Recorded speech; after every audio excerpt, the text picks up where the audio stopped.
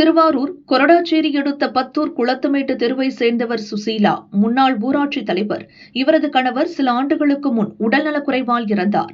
மகன் சுசின் பாலாஜி, அக்கா வனரோஜாவுடன் சுசீலா வசித்து வந்தார். வியாழனன்று இரவு மூவரும் வழக்கம் போல தூங்க சென்றனர். அதிகாலை 3 மணி அளவில் வீட்டு கதவை உடைக்கும் சத்தம் கேட்டுள்ளது. சுசீலாவும் வனரோஜாவும் எழுந்து சென்று பார்த்துள்ளனர். அப்போது முகத்தில் கருப்பு துணி கட்டிய 3 பேர் வீட்டுக்குள் நுழைந்தனர். இருவரும் சேர்ந்து அவர்களை தடுக்க முயன்றுள்ளனர். சுசீலா முகத்தில் ஆசாமிகள் தலையணை வைத்து அழுத்தினர்.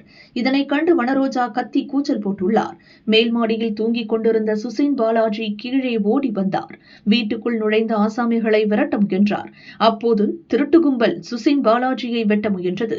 அருகில் இருந்த நாற்காலியை எடுத்து கும்பல் மேல் வீசினார் அவர். இதனால் வீடே கலைபரமாக மாறியது. மூவரின் அலறல் சத்தம் கேட்டு அக்கம் பக்கத்தினரும் விழித்தனர்.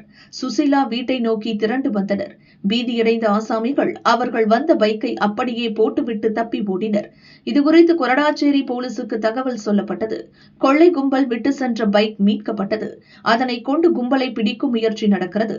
இந்த சம்பவத்தில் 6 பேர் ஈடுபட்டு உள்ளனர் என போலீசார் தெரிவித்தனர். அவர்களை தேடும் பணி நடக்கிறது.